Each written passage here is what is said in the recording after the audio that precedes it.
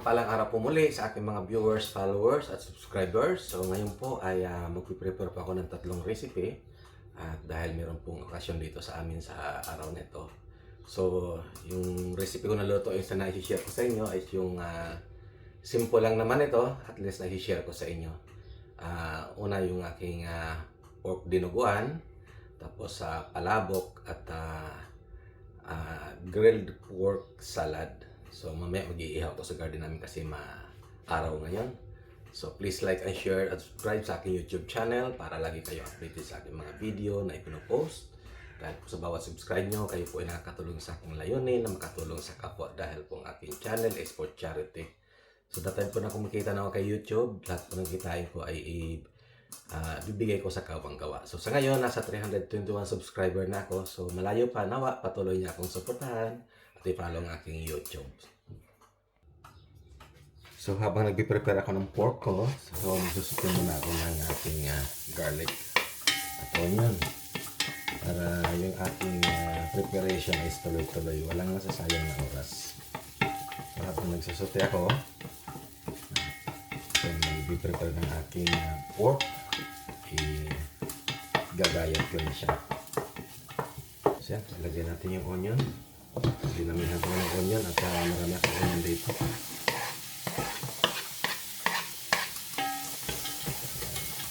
So at least na-share ko sa inyo yung aking style sa pagluluto ng aking pork dinuguan.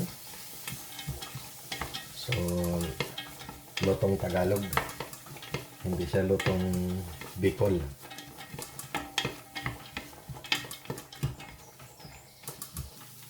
Ayan, dagdag ko naman yung aking tomato. So, mas maraming tomato, mas masarap. So, baka hindi pa kayo nakakita ng ganitong pagluluto ng maraming kamatis.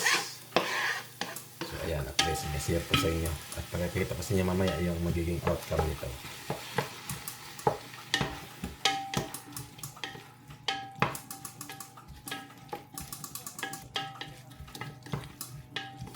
So, antayin lang natin na talagang totally maging tender yung tomato bago ko ilalagay yung aking meat mamaya. Yan.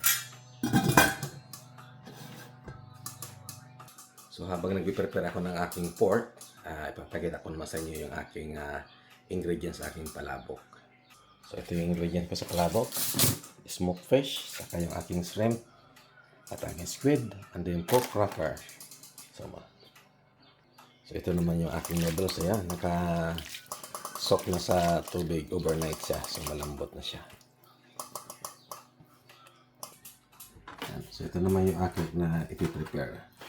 So, habang nagsusupply ako ng aking vegetable, maghihiwa naman ako nito para yung aking preparation is tuloy-tuloy.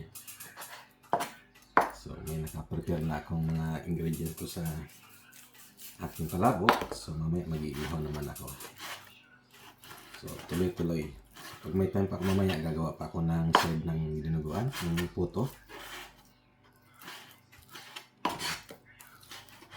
Para at least nasi-share ko sa inyo yung aking pagluluto dito sa Scotland. At para at least makakuha rin kayo ng idea.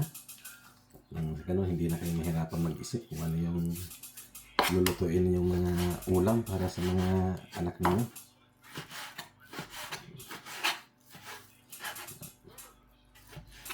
So, tignan natin yung aking tomato kung talagang ano na siya, tender na siya. So, ayan. So, pwede ko na ilagay yung aking meat para maisuti ko na yung aking pangdinuguan. So, at least, na-share ko sa inyo yung aking style ng pagluluto sa aking dinuguan. So, alam ko na may iba-iba tayong version. So, at least ito, may share ko rin siya yung aking version. So, yan, aking meat. So, ang iba nito, lalagay ko sa disposable container. Tapos, i-frozen ko lang siya. So, at least, pag time na nagkikrave ng ganitong recipe, madali lang mag-defrost. So ayan, habang nagpe-prepare ako ng aking dinuguan, i-prepare ko naman yung aking smoked mackerel para sa aking palabok. Chop natin ito para mas pinong-pino siya. Ready to palabok. So ito na, yung aking smoked fish. So sitasabi mo natin ito para prepare naman natin yung iba. So ngayon naman, i-prepare ko naman yung aking pang grilled salad. Ang aking grilled pork salad.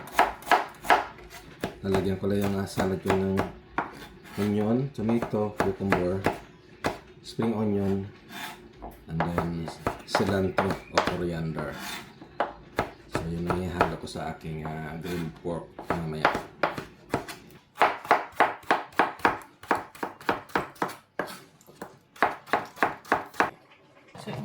So yun na. So nalagyan ko na ng bay leaf. Marami akong bay leaf galing si garden. Tapos nalagyan ko na ng vegetable cube. Bango.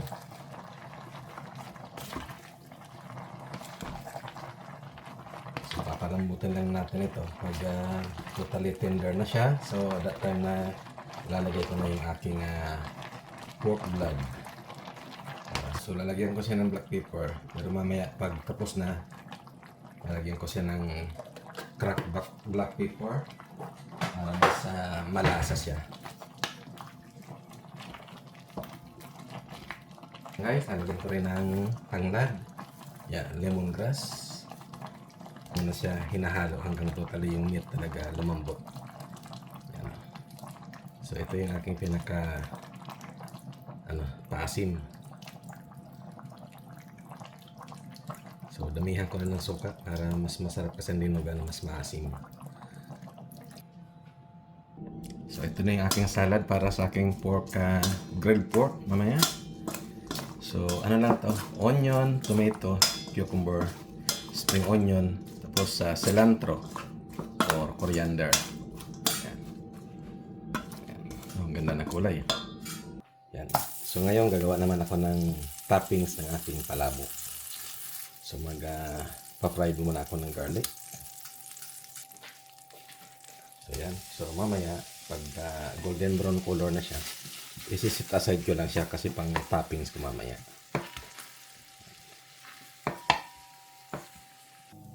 So yan. Golden brown color ng aking garlic. So aking isi-set aside ito kasi mamaya ito yung pang aking stuffing sa aking palabok.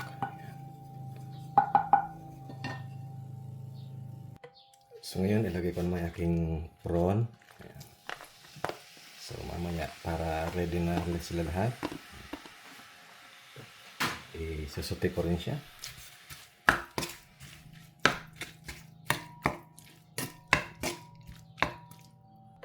So lagyan ko lang siya ng salt and pepper.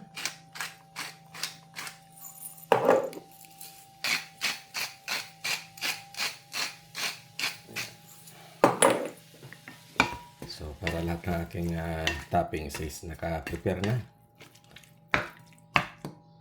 So ito na. Ito na yung aking prawn. So isi-set aside ko rin ito. Tapos mamaya stuffing na lang siya. Susunod ko naman yung aking squid. Yan. Malaki pang squid ko.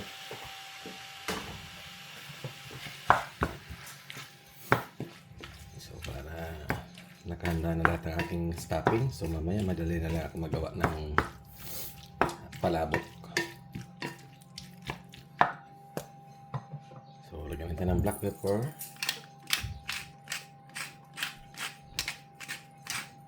Kanina salt ang nilagay ko. So meron pala akong fish sauce dito. So fish sauce na lang ilalagay ko instead of salt. Para mas mabango siya.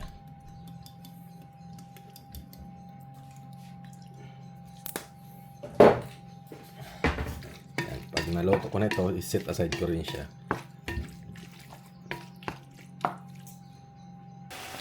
So yan, ready na rin ang aking squid.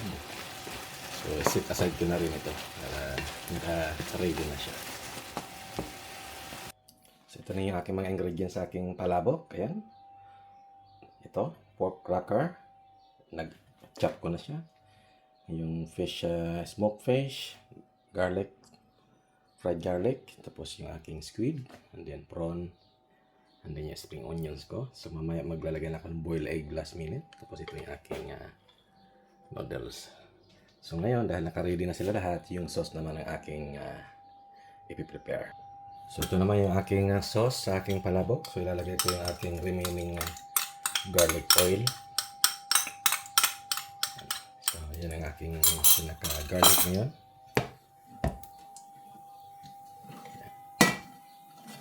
Yan. Yan. So mag-sila ako ng onion. Tapos yung skin ng prawn na aking tinanggal. Saka yung mga heads, yung mga ulo. So yun ang aking isosote dito hanggang sa ano siya, hanggang sa maigisa ko ng maigi. So ito yung pinaka-sauce ko, prawn sauce. So ito yung aking mga pinagbalatan ng prawn. So ayan ang isosote ko hanggang sa madurog siya. So ito yung pinaka-base ng aking sauce.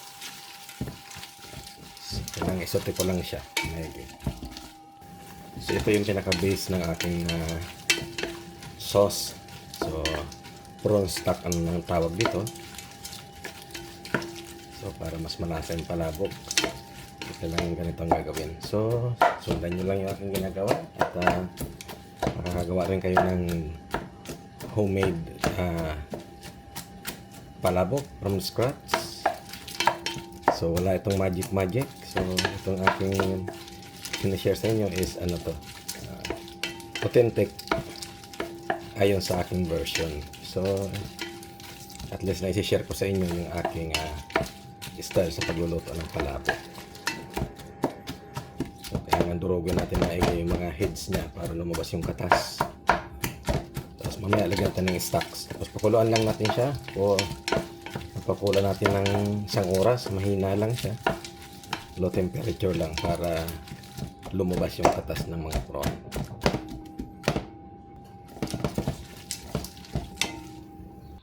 So ayan, lagyan natin ng stocks, tapos pakulan lang natin yung 30 minutes siguro, slow cooker lang, pero pag hindi ka nagmamadali, 1 hour. So i-boil ko lang ng mga 30 minutes. So, gawin ko ng 1 hour kasi hindi naman ako nagmamadali.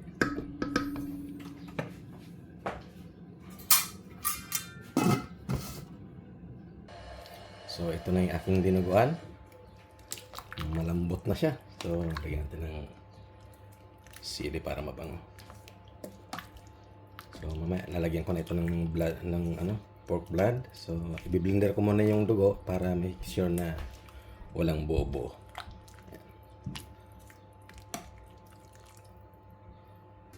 So ngayon mag-prepare naman ako ng aking ihawan sa labas sa garden at napaka-araw ngayon. So iihaw ko na yung pork na gagawin kong salad.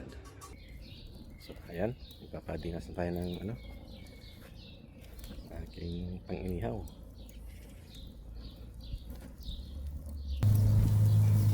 So ayan, grill lang tayo para magawa natin salad.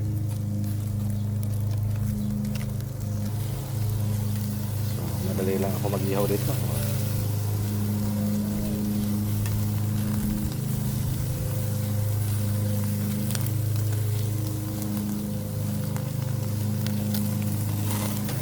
So, itong talagang masarap na pang salad ito.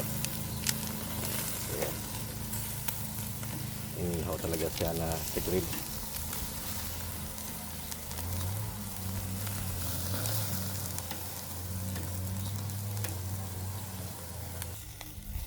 Ayan, ready na yung aking pork belly. So ayan itong aking pang salad ngayon. Ready na, bilis lang magluto. So ito na ang ating dinuguan ngayon. Lalagyan natin yung aking pork blood. Konti-unti lang. Hindi natin ibubuhos, so continuous lang yung stir natin ng para hindi siya magbuo-buo.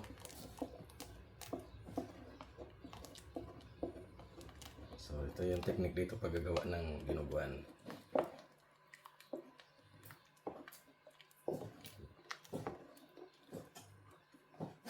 So continuous lang na halo, tapos yung dugo wag natin ibabagsak lahat sa unti-unti.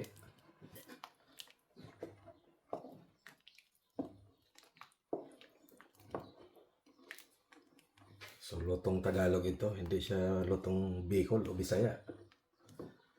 Sa Bicol nilalagyan namin ito ng gata. So style Tagalog yung aking recipe ngayon.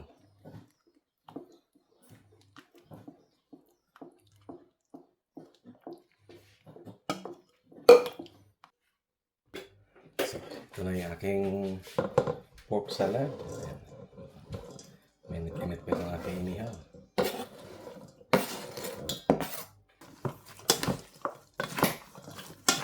Oh, sarap nito aking salad na to.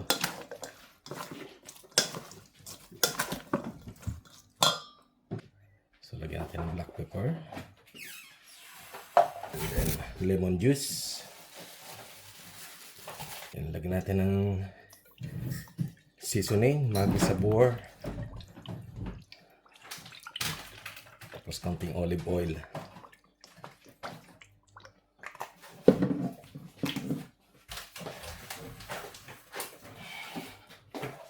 Yan, olive oil.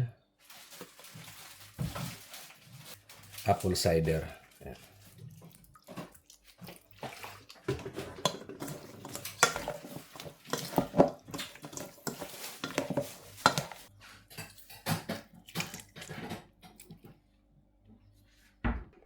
So yan na guys, ang aking salad, ready na siya. So ngayon gagawa na ako ng sauce ng aking palabok.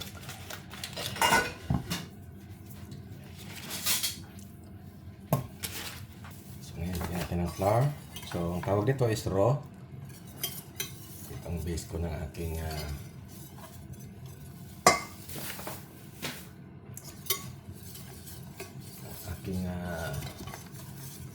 palabok sauce. So, nilagay ko sa malaki-laking kaldero para mas comfortable at maghalo. So ito na yung prawn stock ko.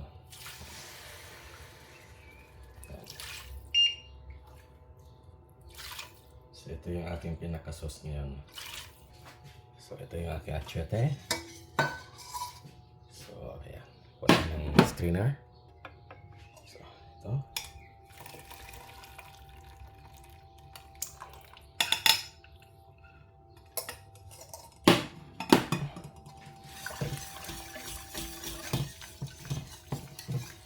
So, yan. Ang ganda ng kulay.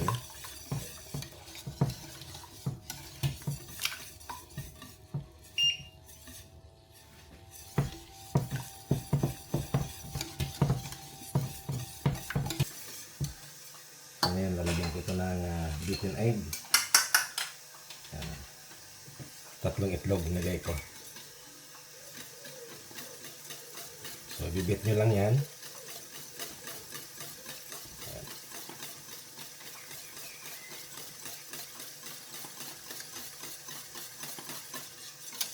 So, tapos nakakuha kayo ng idea sa aking recipe. May itlog.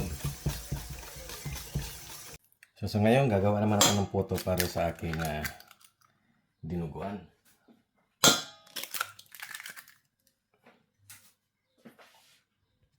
So para may side yung aking dinuguan, so gagawa tayo ng puto. Steam ano to? Rice cake.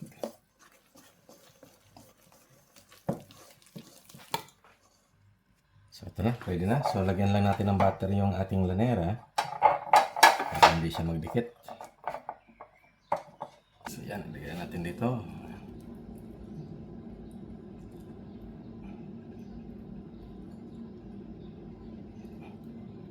So medyo lakihan na natin ang portion.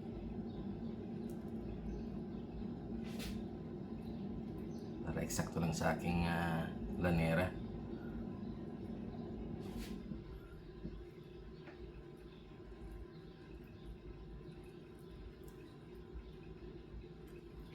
ayan na siya.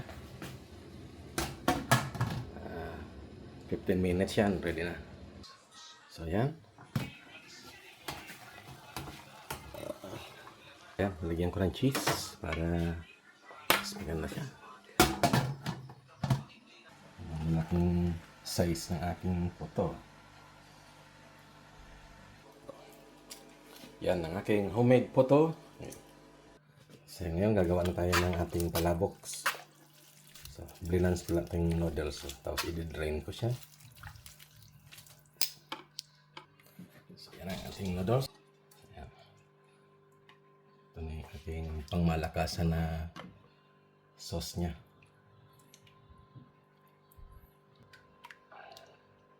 Pork cracker, smoked mackerel, mas marami, mas masarap. And then aking prawn, tapos the rest ano yan, toppings yung iba. And then yung aking squid, spring onion,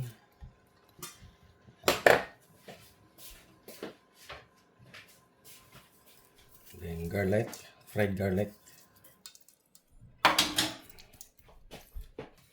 So haluin lang natin.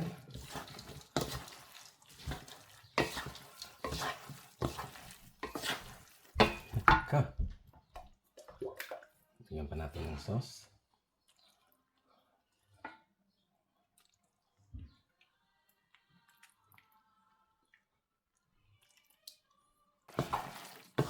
So mix lang siya.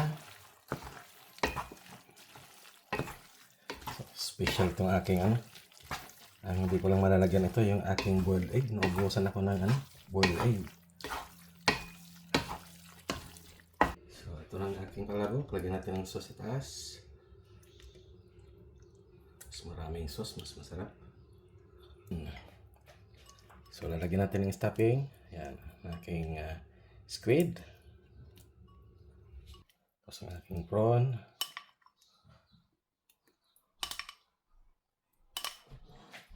Tapos ang aking chicharon.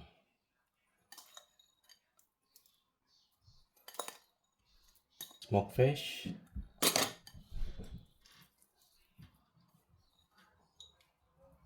Fried garlic.